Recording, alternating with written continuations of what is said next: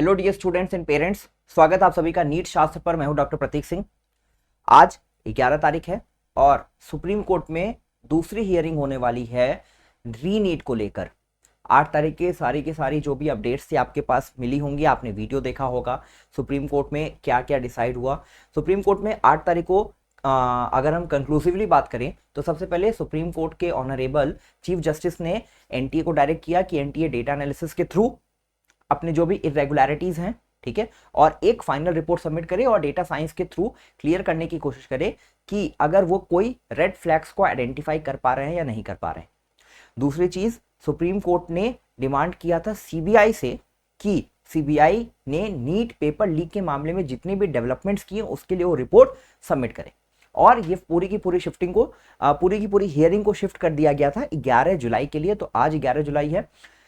अब कल रात में या कल शाम को हम कह लें तो सुप्रीम कोर्ट में एनटीए ने एक एफिडेविट फाइल की अपनी रिपोर्ट को, जिसके लिए उनको शाम को 5 बजे तक सबमिट कर देना था। वो रिपोर्ट पब्लिक हो गई। कैसे पब्लिक हो गई इसके बारे में मुझे कोई नहीं पता, ठीक है, कोई इन्फॉर्मेशन नहीं है। और ये पब्लिक हुई है लाइव लॉ की वेबसाइट पे, जो कि बहुत रेप्यूटेड वेबसाइट है।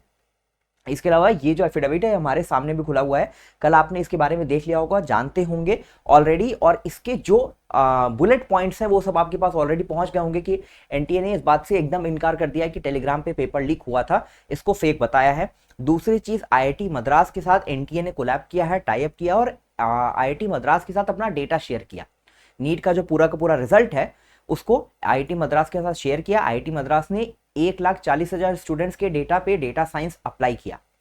1,40,000 है क्यों? क्योंकि उन्होंने कहा कि जो total number of government seats और प्राइवेट सीट्स हैं एमबीबीएस में वो 1,10,000 के करीब है। तो हम 1,40,000 स्टूडेंट्स के टॉप के 1,40,000 तक के स्टूडेंट्स को हम एनालाइज करके डेटा साइंस पे हम इस पे काम करके हम आपको रिपोर्ट देंगे, ठीक है। अब उन्होंने बताया कि बेल शेप्ड कर्व मिला है। बेल शेप्ड कर्व एक यूनिफॉर्म डिस्ट्रीब्यूशन को बताता है और जब भी कोई पेपर मास लेवल पर होता है, नेशनल लेवल पर होता है, तो एक बेल शेप्ड कर्व देखने को मिलता है। और ये बेल शेप्ड कर्व इंडिकेटिव है कि पेपर में कोई भी इरेगुलरिटीज नहीं है, कोई भी माल प्रैक्टिसेस नहीं है, मतलब कोई भी पेपर में झोल नहीं है, कोई भी लीक नहीं है। इसके अलावा उन्होंने सेंटर्स और सिटीज और टॉपर्स के बारे में बताया कि जो सेंटर्स अलग अलग टॉपर्स हैं वो पूरे इंडिया में डिस्ट्रीब्यूटेड है, अलग अलग सेंटर्स से हैं, अलग अलग स्टेट से हैं, अलग अलग सिटीज से हैं। इसको भी आईआईटी मद्रास ने क्लैरिफाई किया, ठीक है। अब इसी एफिडेविट में एनटीए ने काउंसलिंग के लिए 3rd वीक ऑफ जुलाई की टेंटेटिव डेट भी दी। अब बात कर लेते हैं कि आज सुप्रीम कोर्ट में क्या होने वाला है। सुप्रीम कोर्ट ने पूछा था एनटीए से, सबसे पहले जो हियरिंग स्टार्ट हुई थी वो री नीट को लेकर ही स्टार्ट हुई थी। सारे के सारे जो पिटिशनर्स थे जो री नीट की डिमांड कर रहे थे, उन्हीं के साथ सुप्रीम कोर्ट ने जो हियरिंग थी अपनी वो स्टार्ट की थी।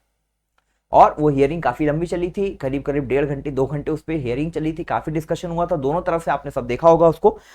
और सुप्रीम कोर्ट ने लास्ट में सबसे रिपोर्ट मांगी थी सीबीआई से और एनटीए से। तो एनटीए का तो रिपोर्ट हमारे सामने है, जो हमारे सामने नहीं है वो है सीबीआई की रिपोर्ट कि सीबीआई कितनी डेवलपमेंट कर चुकी है इसी 2 दिनों के बीच में, यानी 8 और 10 तारीख के 11 तारीख तक के बीच में, इस 2-3 दिनों के बीच में ही सीबीआई ने 2 और अरेस्ट किया है बिहार में, जो इंडिकेट है जो एसोसिएटेड है नीट के पेपर लीक मामले से। तो सीबीआई रिपोर्ट जो है उस पर भी बहुत हद तक डिपेंड करेगा कि पेपर लीक जो है वो कितने बड़े लेवल पर हुआ है। सीबीआई की रिपोर्ट बहुत मेजर इंपैक्ट इसमें डालेगी। दूसरी बात, क्योंकि सुप्रीम कोर्ट के जब आपने हियरिंग देखी होगी तो उसमें चीफ जस्टिस चंद्रचूड़ जी ने कहा था कि अगर इलेक्ट्रॉनिक मीडिया पे पेपर लीक के कोई भी साक्ष्य मिलते हैं, कोई भी प्रूफ मिलता है, तो वो वाइल्ड फायर की तरह स्प्रेड हुआ होगा। It would have been a wild fire. अगर इलेक्ट्रॉनिक मीडिया के थ्रू पेपर लीक हुआ है तो वो सब जगह पहुंच गया होगा। और एनटीए ने इसको एकदम नकार दिया है कि टेलीग्राम पे जो पेपर लीक हो रहा था वो फेक है, ठीक है, उसको जानबूझ के क्रिएट किया गया है, ऐसा परसेप्शन में लाया गया है। अब आप में से कई ऐसे स्टूडेंट्स हैं जिनको सच में कॉल आया था एग्जाम से 1 दिन 2 दिन पहले, ठीक है, सच में टेलीग्राम पे पेपर सर्कुलेट हो रहा था, ये बिल्कुल सच्चाई की बात है। और अब इसको अगर एनटीए एक्सेप्ट नहीं करता है तो वो बहुत अलग बात है, ठीक है। अब इसके थ्रू हम जानने की कोशिश करते हैं कि आज सुप्रीम कोर्ट में क्या हो सकता है। तो क्लियरली एनटीए की जो रिपोर्ट है, क्योंकि अब इसमें आईआईटी मद्रास का भी बहुत एक प्रॉपर स्टैंड है। और आईआईटी मद्रास कोई मैं कहूंगा ऐसे छोटे मोटे इंस्टीट्यूट नहीं है। आईआईटी मद्रास का जो पूरा का पूरा रिपोर्ट है वो भी इसमें इंक्लूडेड है, ठीक है। आप नीचे आओगे, नीचे आओगे पेज नंबर 15 में तो प्रॉपर पूरा उन्होंने एनालिसिस करके बताया है।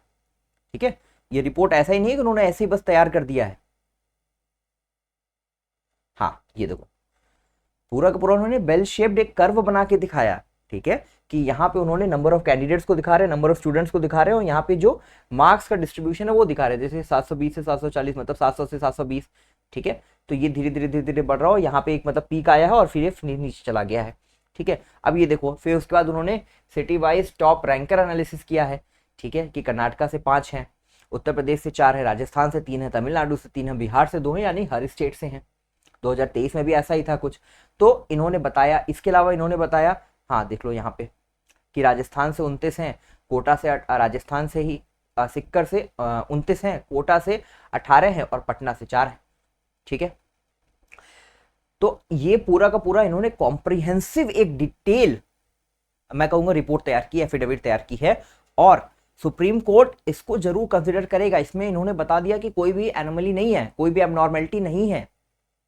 ये बहुत बड़ा प्रूफ है, ये बहुत बड़ा प्रूफ है, जिसके थ्रू ये साबित करना चाह रहे हैं, प्रूफ करना चाह रहे हैं कि पेपर लीक नहीं हुआ है, मिनिस्क्यूल लेवल पे हुआ है। और मुझे लग रहा है कहीं ना कहीं इसकी मदद से ये इसको प्रूफ कर भी ले जाएंगे।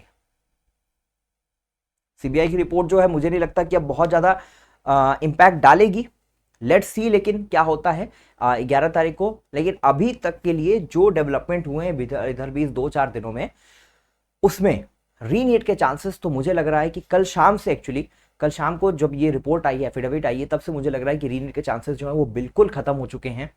और अब जो है वो हियरिंग जो है वो एक तरह से मॉकरी होगा, आई वुड से कि एक तरह से मॉकरी ही होगा।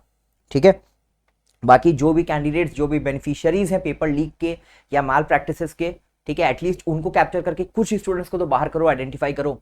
10, 15, 20, 50, 100 बच्चों को तो बाहर करो, ताकि जो पीछे के 100 बच्चे एटलीस्ट उनको तो सीट मिले। सीबीआई अगर 100 बच्चों को भी आइडेंटिफाई करती है तो एटलीस्ट उनको काउंसलिंग प्रोसेस से बाहर करो, जैसा एनटीए कह रही है, एटलीस्ट उतना भी अगर एनटीए करती है तो बहुत बड़े ज्यादा बच्चों का तो बेनिफिट नहीं होगा, लेकिन एटलीस्ट कम से कम कुछ बच्चों का बेनिफिट होगा। तो पेपर लीक को पूरी तरह से अब मुझे लग रहा है कि मिनिस्क्यूल लेवल पे ही प्रूफ कर देंगे। ठीक है, क्योंकि गोधरा वाले इंसिडेंट को भी हमने देखा हियरिंग में कि उसको भी बहुत आसानी से जो है क्या किया गया कि जो इंडिया, मैं कहूँगा सॉलिसिटर जनरल थे जो एनटीए की तरफ से केस लड़ रहे थे, उन्होंने बोल दिया कि वो जो पूरा का पूरा मैटर है गोधरा का, वो एक क्वेश्चन का मैटर है। ठीक है, तो ये चीज़ें जो है कहीं ना कहीं सिग्निफाई कर रही हैं कि गवर्नमेंट या एनटीए, ठीक है, बहुत ही बड़े लेवल पर इस चीज़ों को छुपाने की कोशिश कर रही है। एनटीए की नाकामी हम बहुत पहले से जानते हैं। सीयूटी के एग्जाम्स के लिए मैं पढ़ाता हूँ, बच्चों को प्रिपेयर करता हूँ, गाइड करता हूँ। हमारा एक दूसरा चैनल है बेसिक शिक्षा, आप जान रहे हो, तो वहाँ पे भी एनटीए जो है वो सीयूटी के एग्जाम में हर साल कुछ ना कुछ गड़बड़ी करता है और बहुत मेजर लेवल पे गड़बड़ियाँ करता है। यूजीसी नेट का पेपर इस बार उसने कैंसिल कर दिया, नीट का जो हाल है वो सबके सामने है।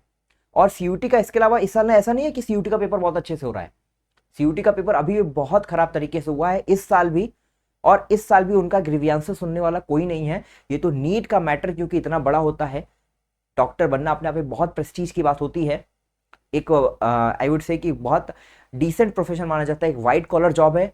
इस वजह से ये जो पूरा का पूरा मैटर है नीट का, ये इतना ज़्यादा लाइमलाइट में है। सीयूटी वाले बच्चों की कोई नहीं सुन रहा है, सच्चाई यही है। और मुझे लग रहा है कि अब आज सुप्रीम कोर्ट में नीट वालों के साथ भी कुछ वैसा ही होने वाला है जो सीयूटी वाले स्टूडेंट्स का 2 सालों में, पिछले 2 सालों से होता आ रहा है। तो बड़े दुख के साथ कहना पड़ रहा है कि अब ये मैटर जो है, ये आज इसकी हियरिंग सारी चीज़ें खत्म हो जाएंगी, मुझे ऐसा फील हो रहा है। ठीक है, और आप लोग को भी अब समझ में आ रहा होगा कि बड़ा मुश्किल है कि आने वाले टाइम में कोई और मेजर डेवलपमेंट हमको देखने को मिलेगा। और मुझे लगता है कि अब ये बातें जो है यहीं पे खत्म हो जाएंगी और 3rd वीक ऑफ जुलाई से काउंसलिंग जो है स्टार्ट हो जाएगी। तो इस वीडियो में इतना ही। काउंसलिंग रिलेटेड अपडेट्स के लिए चैनल के साथ जुड़े रहें। Thank you so much.